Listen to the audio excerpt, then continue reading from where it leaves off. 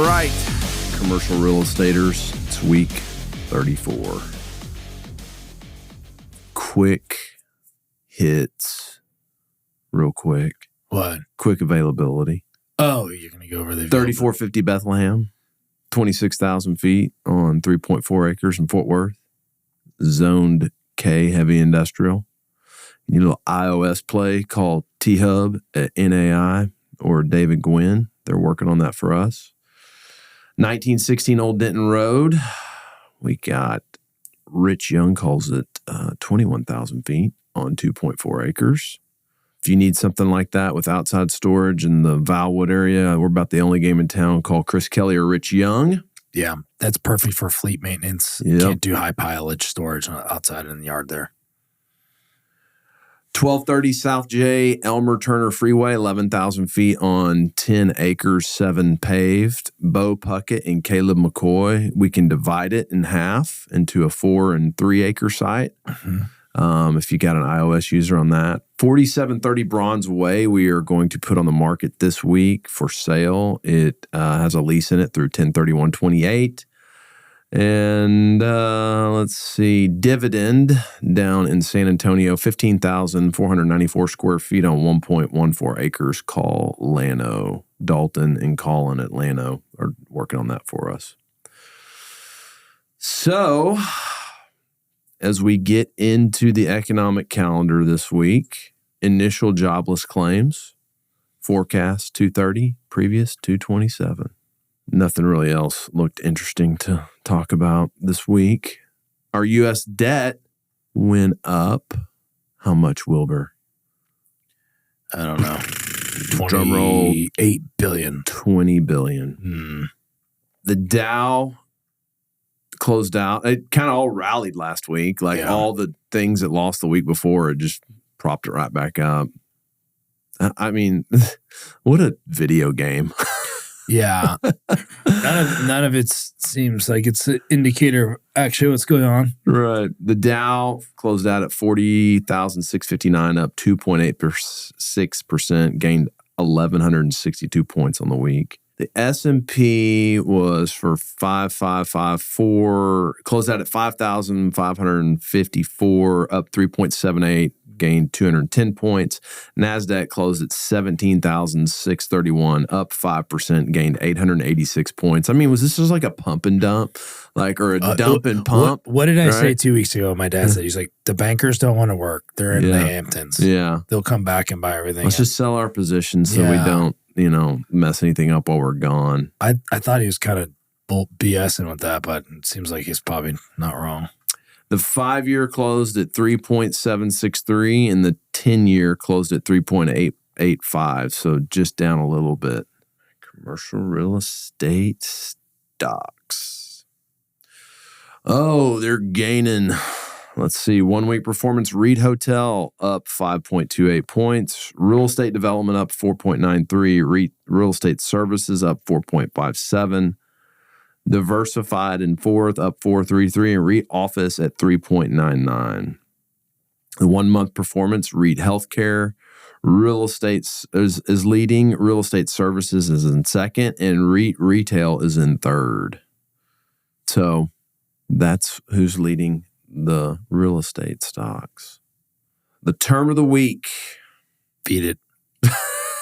Sorry. Well, it's funny you say feed it. Are you reading your email over there, Will? No. You're not paying attention. No, I'm You're not paying engaging attention. with me, Will. You're locked in right now, dude.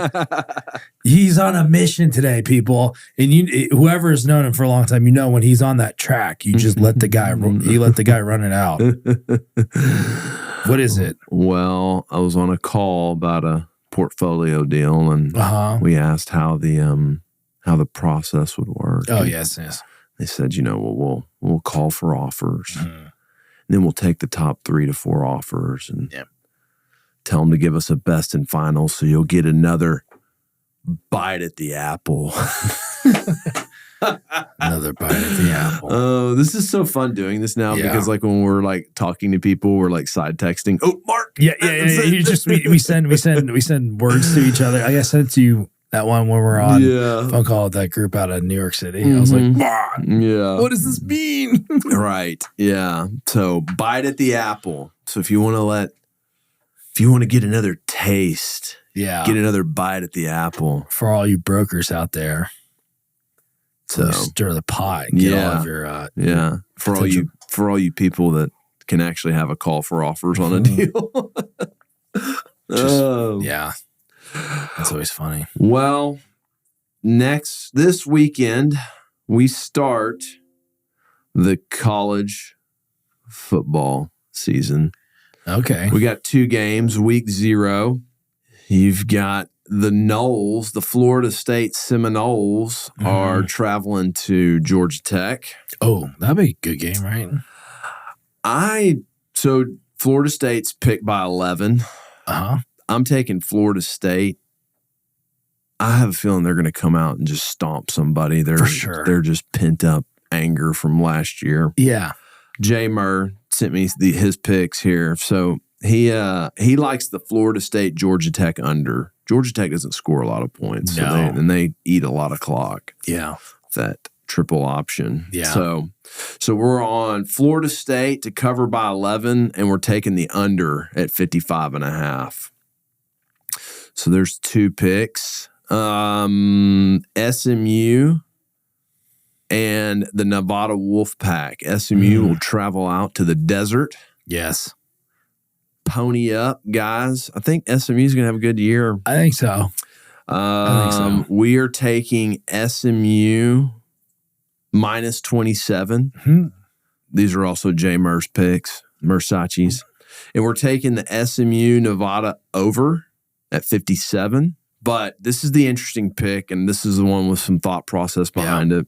I don't have the point spreads yet because it's not out, but we're going to take Nevada. We're going to take Nevada on the first half line.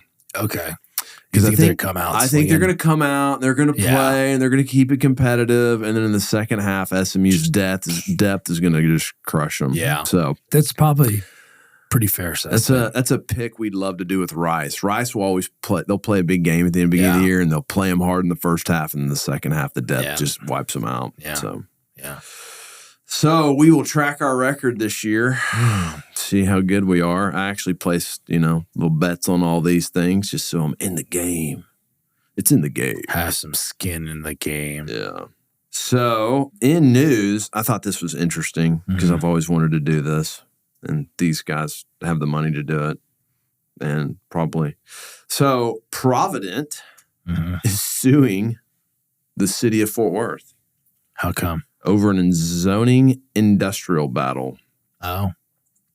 So a years-long debate over the zoning of a parcel in southeast Fort Worth is now in district court. Dallas-based developer Provident Realty Advisors sues the city of Fort Worth this week, claiming the city unilaterally changed the zoning of the development site it bought in 2022 and refused to negotiate the land use or sale of the property. When Provident purchased nearly 7 acres at 4550 Village Creek Road and 4519 Moorview Avenue, the plot was zoned to allow industrial development. For years, environmental activists and residents of the adjacent Echo Heights neighborhood, which is predominantly Black and Latino, campaigned to halt industrial development in the backyard of the Fort Worth report reported. Sounds kind of like the Stone Lake issue a little bit. So for years,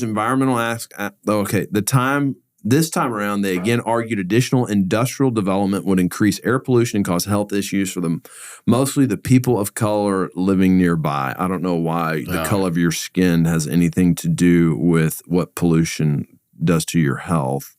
I think that's just humans in general. Since 2000, the city's land use maps have planned for the area to be an industrial growth center, Fort Worth report wrote in 2022. Last November, the city adopted a comprehensive plan that reduced the industrial zoning in the area by 16%. This was a major win for the advocates who'd spent years telling local leaders that heavy industry nearby correlates with health problems in the community. 3 months later, the area's local council member, Jeanette Martinez, proposed to rezone Providence property as residential at their May 21st meeting. City council members unanimously approved the zoning change. Of course. So that's crazy. Did they not get notified? So Providence, so that's right. If there's a zoning change, right? I mean, especially on your property, Yeah. don't you have to get notified? I think so. So the lawsuit claims that Provident wasn't informed of the city's application to change the site's zoning. Even though the application was to be discussed at the Zoning Commission on February 14th, Provident didn't learn about the application when it met with city officials on January 17th and February 8th. Can you believe that? No. It's just Like no one at the city No. said, hey, by the way, there's an application in process to change your zoning. Rather, the developer became aware of the item while reading the agenda for a separate case, Provident claims in the lawsuit. After failed attempts to negotiate the property's land use, the city asked for Provident for an offer to sell it. The developer offered $3 million, including $2 million purchase price and $1 million the developer already paid to improve the property. On July 19th, the city emailed the developer with the city procured appraisal showing the land's market value was $1.8 million. Of course. Mhm. Of course. A lowball offer per the developer. Of course. The city of Fort Worth doesn't comment on pending litigation. However, as councilwoman, I'll always support and advocate for District 11 residents to ensure their voices are heard, Martinez says. Provident is requesting damages, including attorney's fees, which if all of this is true and it is determined that the city, snuck this one in, then they should be awarded damages, in my opinion. Mm-hmm. But I've always been told the city is immune to whatever they want to do. And this will be interesting to see this play out. So Yeah. I felt I had a city damage me before, and they did damage me. We had got on a phone call with the city, and as soon as we hung up, my buyer goes, I need to retrade you because of what they just said. Yeah. And I was damaged to that amount to get my deal done. And I wanted to sue him, and my attorney was like, you can't sue the city. I was like, That sucks. I got to do something. So that's pretty interesting. Yeah. We'll see. Of course, they offered 1.8. You know what's terrible is that they'll just sit there and not really do anything to proactively head this thing off. Because the city will just, oh, it's okay. It's okay. And then another councilwoman or councilman will get elected and they'll go away and it's still there and no one actually really cares. Right. As much as they all say, I'm representing my zone. Sure. No, they're all in it for themselves. Yeah. Yeah, this is power. It's a power thing. It is. It's a total power Well, trip. this is very similar to the Stone Lake deal. Yeah.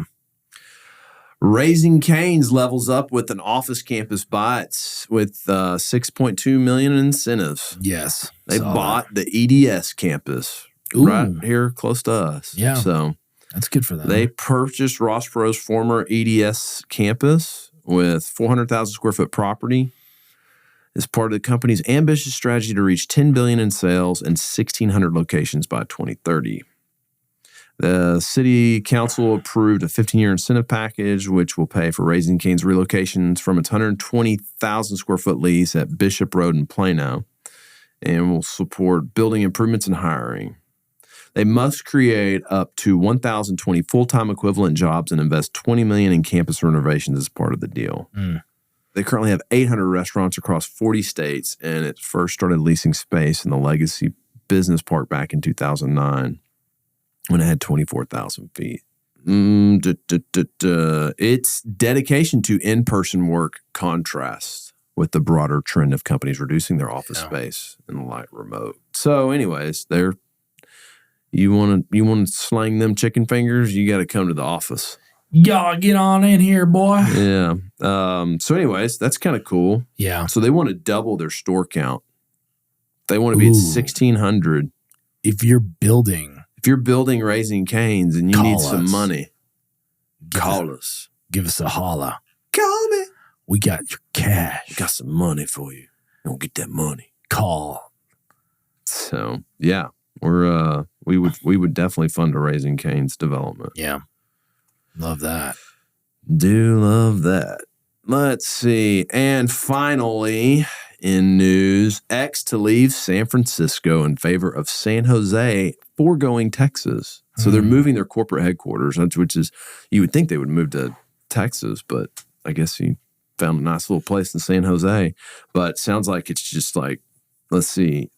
I thought they were moving to Texas. No, they were moving their a division that scans for like bad stuff. Yeah. So things that are inappropriate to talk about on the air. Yeah. Let's see. What is it? Said they in mid-July, Musk posted on social media X and SpaceX, the private space company he founded in 2002, were leaving California heading to Texas. Let's see. Wait a second. Hang on. This is where it impacts. We've had enough of dodging gangs of violent drug addicts just to get in and out of the building. Have you? They're talking about their San Francisco. It's near the Tenderloin. You ever been up in there? Dude, it's so bad. So one time I've been to San Francisco once, and we had our plans kind of all messed up. And anyways, me and two of my buddies were there, and we were like, let's just go on a bike ride. So we rented those city bikes. Yeah. It was fun. It was actually fun. We took like a 30-mile bike ride around San Francisco, rode to the Golden Gate Bridge and all that stuff. But we went through Tenderloin. Yeah. And I didn't know what Tenderloin was. But when we were riding through there, I was like, this is like the apocalypse. Yeah, it's bad. It's bad. It is so bad. Terrible. So bad, dude. It's so bad. I spent a fair amount of time up there in 2016, and it was just like, yeah, I went there, I guess, probably in like 19, 18. That was the first time I was there. Man. Yeah. I guess unless China's coming to town, ain't nothing going to happen, right? Correct. That's what they cleaned it all up when China came in, right? Yeah. They put up like steel fences and like barricades and stuff. But apparently somebody told me that there's an app where you can kind of live update where there's human feces on the sidewalk in that city. Like people there's like an app that tells you there's a poop app. Yeah, it's like human poop here. While you're walking on the street, you can just like Waze for poop. Exactly. Waze for poop. Yeah. No, the first time I went there, man, it's rough. And you just mark on the poop app where make sure to step over. But all the surrounding areas are beautiful, like Palo Alto, Menlo Park, Mountain View, North up. Man, I get it. I get why people go to California, but that's why the homeless are there too, because the weather's great. Yes. Yeah. And then there's no law. No. You can just go walk in and steal what you need. And was it the law that's like, if it's under $900, they won't prosecute you or something like they won't do anything about it. So you can get a lot of stuff for under $900. And then, what was it? There was a lady at like Lululemon or something that tried to stop somebody and they fired her. No. Yeah, they fired her for trying to stop them. It's so backwards. Well, I mean, hey, look, you're getting paid what, 25 to 30 an hour? Not worth it. There's no reason to put your safety in. I mean, thank you for your dedication, but not worth it. Not worth it. Yeah. So, well, that's all I got for this week. You got anything else, Will? Yes. Breaking news, actually. Breaking. Japan's 7 & I Holdings, which operates 7-Eleven's convenience stores globally, said it received an acquisition offer from the Canadian owner of Circle K just now in at 9:55 Central Standard Time. News of the offer by Canada's Alimentation Couche-Tard triggered a 23% rise in 7 & I's share price in Tokyo Monday. Details weren't disclosed. After the rise, 7 & I's market cap stood at 5.6 trillion yen, equivalent to roughly $37 billion, according to data provider Quick. Both companies are companies we've tried to do business with via development, but that's big news. That is. So that's Quick Trip. Or is it Circle K? Or do they just own a bunch of them? Or is it like how does that work? Because I thought Circle K was based out of Houston. No. Circle K is owned by Alimentation Couche-Tard, which is big, massive. They've got a similar brand in Europe as well. But Yeah, that's big time. So, Yeah. and then see where that kind of goes with for 7-Eleven. That'd be kind of sad. Yeah. All this just consolidation. But and then in other news too, which I think you saw, Starbucks hired Chipotle's CEO, which is pretty big. So I wonder if he'll change their real estate platform to where people can actually make money off of it. Yeah, maybe. We'll see. Chipotle's gotten apparently a little bit easier to work with on the real estate side, but I guess they have a lot of similarities. He's got a sick compensation package. He's working remote from Southern California. He got a $10 million cash signing bonus, $1.8 million salary, use of the private jet, and total comp is looking more like $75 million with equity. Wow. It's a pretty sweet gig. That is a sweet gig. But you're probably on call 24/7. Sure. You've got... You have to be to get paid like that. Yeah, You better be. Like, what? I was thinking about this. I was like, that sounds like sick money, but when do you have life? You don't. That stinks. That is your life. Yeah, that stinks. It's not worth it. It's 24/7. It's not even 24/7 treadmill. It's a treadmill you never can get off and catch up. You know, it's like, what are you going to go buy past that point? Like, he's probably already independently wealthy enough. Oh, for sure. Like, I mean, he crushed it at Chipotle. yeah. Like, what? Yeah. What is next? How many more houses and things do you need? I don't know. Well, I mean, yeah, because they're letting him use the plane. I mean, I'm sure it's not for personal use, but like, you've got it all. Yeah. But they're so big that it's never ending. No. I mean, we before we recorded, I mean, we were going through pipeline and all the asset management stuff. I mean, we're in a pressure grinder up here right now. Yeah. Like, it's tough. Yeah. There's just a lot of stuff going on. Imagine having like 15,000 locations. Imagine having that many employees. And that many employees with all the opinions that are there. I love the product they put out. Lots of opinions in that company about lots of things. Yeah. To manage all that, like, oh goodness. Like I said, our next door office that we're moving to could hold 18 people in it. If we get to that point, I'm quitting. Not quitting, but you're punching out. I'm taking my name off of everything. Yeah. Y'all can have fun. No, because like that many people, man, you get all these people, and I don't even know how you manage something like that. It's like it's 24/7. It's not even like you're not doing deals at that point. Like, yeah. I'm talking about if we ever got that big, like you're not in the probably deal level stuff that, I mean, you are, but not the way you are right now. Every aspect of it.